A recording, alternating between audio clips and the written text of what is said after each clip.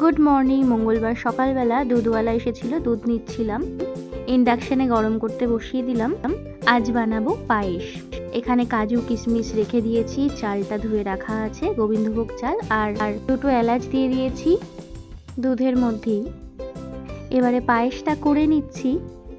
গতকাল তো শ্রাবণ মাসের শেষ সোমবার ছিল, তাই আজ ভাবলাম মহাদেব আর গোপালকে ভোগে একটু পরমান্ন দিই।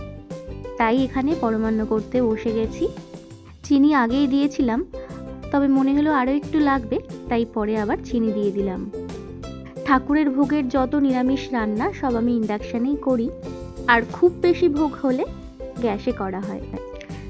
এখানে আমি পায়েসের চালটা এবার দুধের মধ্যে দিয়ে দিচ্ছি। মামুনির সকালবেলা পুজো হয়ে গেছে, মামুনির ঘরেই গোপাল রয়েছে, তোমরা জানো।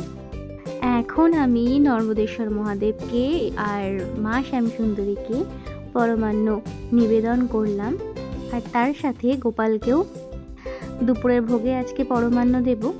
মামুনি তো মামুনির ঘরে সকালবেলা পুজো করে নেয়, আর আমি আমার ঘরে স্নান করে তারপর পুজো করি। আর আজ ভাবলাম দুজনকেই পরমান্ন ভোগ দেওয়া যাক। তো আমার এখানে সমস্ত কিছু রেডি হয়ে গেছে, আর বসে গেছি আমি পুজোতে। আজ অনেকটাই দেরি হয়ে গিয়েছে, যেহেতু আমি ভোগটা বানালাম তার জন্য দেরি হয়ে গিয়েছে। না হলে আমি সকাল সকালই পুজো দেওয়ার চেষ্টা করে থাকি।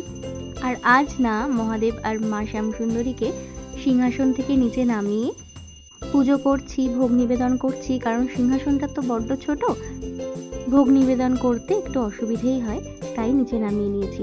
আর এদিকে দেখো, গোপালকেও ভোগ দিয়ে দিয়েছি। পুজো করতে তো আমার বরাবরই ভালো লাগে, আর যেদিন বিশেষ বিশেষ দিন থাকে, বা ধরো যেদিন এরকম বিশেষ ভোগ নিবেদন করার থাকে, সেদিন যেন আরও বেশি ভালো লাগে। সব দিন তো দেওয়া হয় না। পুজো করে আমি এবারে লাঞ্চ নিয়ে বসে পড়েছি। আজ নিরামিষ হয়েছিল, আর তারপরেই আমার মিটিংয়ের কিছু কাজ ছিল, তাই লেখালেখি করতে বসে গেছি। রাত বাজে 10টা। ডিমের অমলেট করে নিচ্ছি। দেখো, এখানে পেঁয়াজ লঙ্কা সবটাই আমার কোচানো হয়ে গেছে। ওবেলা তো নিরামিষ খাওয়া হয়েছে, তাই এবেলা ডিমের অমলেট করা হচ্ছে। ভেবেছিলাম ডিমের কারি করব, তবে সময়ের অভাবে ডিমের অমলেটই করলাম, কারণ রাত্রি তখন 10টা বেজে গেছে, রান্না করতে আরও কিছুটা সময় লাগবে। তাই ওবেলার ডাল আর নিরামিষ সবজি ছিল, আর তার সাথে ডিমের অমলেট দিয়ে রাতের ডিনারটা হয়ে যাবে। আর তার সাথে মামুনি আলু সেদ্ধও দিয়েছিল।